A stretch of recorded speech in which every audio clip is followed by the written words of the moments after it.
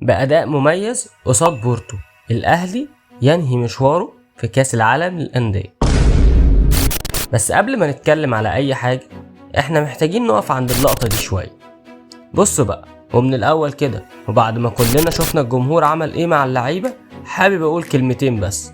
وهنتكلم طبعا على ماتش بورتو والأداء وهاتريك كوسام أبو علي وأداء زيزو بن رمضان في الماتش والكلام الجميل ده كله. بس أنا عندي كلمتين لازم أقولهم الأول وقبل أي حاجة كده، عشان الزيطة الكتير اللي بتحصل دي، فخليك معايا واستحملني شوية، لأن لازم أقول رأيي بكل صراحة، وبرضو عايز أسمع رأيك في الكومنتات. بس اسمعني للآخر الأول ورد عليا في الآخر. أولا، احنا قدمنا كل الدعم وانا اولهم كزملكاوي، انا بتكلم عن نفسي طبعا عشان اللي بيتقال وانت فاهم قصدي كويس. فاولا كده انت اشتريت لعيبة الكوكب ودفعت ملايين الدولارات، جبت تريزيجيه، بن شرقي، زيزو، بن رمضان، رجعت حمدي فتحي وديانج، وجبت بيكهام، جبت فرقة. وانت اصلا كان عندك عتاولة زي وسام ابو علي، مروان عطية، الشناوي، ياسر ابراهيم في افضل حالاته، وعندك طبعا افضل لعيب في مصر امام عاشور. فانت تيجي بعد كل ده وبعد كل الصرف ده والفلوس وما تكسبش ماتش واحد، حتى ماتش واحد ما تكسبوش؟ ده انت على الورق معاك افضل مجموعة مقارنة بيك وكل الفرق العربية والافريقية. احنا طبعا هنستثني الهلال لان ده حاجة تانية خالص، ومش هتتقارن حتى بس اللي صرفه هو واللي صرفه انت وكل الصرف اللي ما بينك واللي ما بينه، ده جايب انزاجي يعني. فاحنا هنستثني الهلال خالص. بس على الاقل انا هقارنك بصن داونز اللي خرجك من افريقيا وما عملش نص الصفقات اللي انت عاملها ولا الضجة اللي انت عاملها، وعامل بطولة ولا اروع، كسبان اول ماتش ولا ايه، وعامل ماتش قدام بروسيا دورتموند، ماتش كورة كان مبهدلهم، خسر بس قدم كورة مشرفة، وهيصعد كمان لو كسب الماتش اللي جاي قصاد فلامينسي. فاللي هو يعني المفروض اقارنك بصن داونز. هرجع واقارنك بالترجي يا عم، كسبان برضه فريق من امريكا وبيلعب تشيلسي دلوقتي وان شاء الله يصعدوا برضه. ومش هلتمس لك العذر انك كنت بتلاعب ميسي والكلام اللي انت فاهمه ده، لانك عارف انه كان ماتش سهل تكسبه، وانك صعبت المكسب، وفي الشوط الاول بالذات انت كنت لازم تكسب. انت بتلاعب نص الفرقة عواجيز ومش بيدافعوا، وانت كنت احسن منهم بكتير جدا، وانت فاهم كده كويس. اللي يضايقك اكتر انك عملت ماتش حلو جدا قصاد انتر ميامي، وكنت المفروض تكسب وخدت نقطة، وعارف انك هتلاعب بالميراس اللي انت لعبت اكتر من مرة، فانت المفروض تنزل تاكل النجيلة حرفيا. ايه بقى اللي حصل؟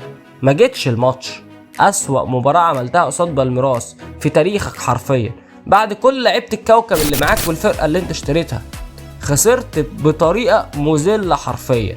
يا اخي انت عارف انك لو اتأهلت كنت هتلاعب بوتافيجو في دور ال16، هتاخد حوالي 7.5 مليون دولار تقريبا، تكسب كمان بوتافيجو وتتأهل لدور ال8 وتعمل انجاز تاريخي. ده بوتافيجو يعني. تخيل بقى انك انت صعبت كل ده على نفسك، ضيعت كل ده من ايدك باستهتار، حرفيا باستهتار، حاجة فضيحة. نيجي بقى لماتش بورتو، عشان برضو زي ما انتقدتك لازم اديك حقك. في الفيديو اللي فات لو انت كنت اتفرجت عليه انا قلت كده بالنص، انا ماليش علاقة انت بتلاعب بورتو ولا بتلاعب بترول اسيوط، انت مجبر تقدم اداء افضل واحسن من العك اللي انت عملته قبل كده. انت عملت ماتش جامد جدا جدا جدا قصاد اصعب فرقة في المجموعة، ده اللي بقى اللي يجننك. ما هي سهلة هي يا جدعان، تقدر تعمل كل اللي عليك، ومن غير غرور عمو تريزيجيه تقدر تعمل كل حاجة. تعال ناخدهم بالترتيب كده عشان ما نظلمش حد. سيب الشناوي وجراديشار وقفشه والناس دي للاخر عشان الشتايم تبقى واخده راحتها. مع تألق سوبر وسام اللافت للنظر، مهاجم بمعنى الكلمة. ببساطة عملت كل اللي احنا قلنا عليه في الماتش اللي فات، قعدنا نقول وننبح في صوتنا عليه.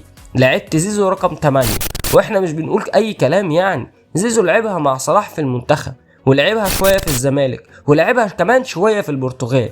مش فاهم انت ازاي مش مقتنع. ولما نزل زيزو رقم 8 كان افضل لاعب في الملعب. ده مش كلامنا، ده التقييم الرسمي للمباراة من فيفا زي ما انت شايف كده اهو، التقييم قصادك. وانا مش هجيب لك ارقام وسام لاني مش محتاج، الراجل جايب هاتريك يعني. بس لازم اوريك ارقام زيزو لانه اتظلم كتير عشان ما جابش جوان طبعا، وهو حرفيا عمل كل حاجة في الكورة. بص كده معايا، دي الخريطة الحرارية بتاعت زيزو، موجود في كل مكان في الملعب. تعال افهمك، الراجل ده محقق 94% باص صحيح. انت متخيل الرقم ولا مش متخيل؟ عامل 3 باصات مفتاحية، دي اللي جاب منها الاهداف يعني لو انت مش متفهم الامر، انا عارف. عمل كل حاجة في المباراة حرفيا بجد، عشان كده هو خارج زعلان من الماتش واللاعيبه بتراضيه. لعيبه الاهلي رايحه تراضي زيزو عشان عمل كل حاجه في الماتش. نيجي بقى على الثالث افضل لاعب في المباراه، الباشا محمد علي بن رمضان. ما شاء الله عليك يا ابني، المعنى الحرفي للكواليتي العالي.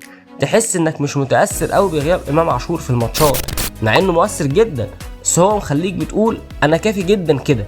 نرجع ونقول تاني، ورجعنا قلنا برضو في الفيديو اللي فات، بالاخضر واليابس ما شاء الله. نمسك الخشب عشان ما حدش يتكلم. نيجي بقى لعمو جراديشار، انا عايز افهم انت ايه يعني. انت فاهم انك رقم 2 وانك مش هتلعب طالما وسام في الملعب، فانت سبحان الله وسام يبقى جايب هاتريك ومن عند ربنا يتصاب وانت اللي تلعب، فتعمل فينا كده يا ابني؟ انت عايز تجلطنا ولا عايز تجيب لنا ايه يا ابني؟ فهمنا. ورساله بقى لاشرف بن شرقي، كوره والله انا للاسف بحبك بس كده كتير يا حبيبي. اعمل كده في الدوري وانا مش هتفرق معايا اصلا، ولا هتفرق معايا بربع جنيه حتى، هبقى فرحان كمان. انا زملكاوي انا تمام، لكن هنا لا. الشناوي بقى ما كانش موجود في الماتش ده. انا كان نفسي حد يركز مع تعبير وش الشناوي، تركيزه حرفيا صفر، ده لو مش اقل من الصفر يعني ايه تبقى افضل حارس في الماتش ويتشاط عليك 5 شوطات يدخل فيك 4 اجوال؟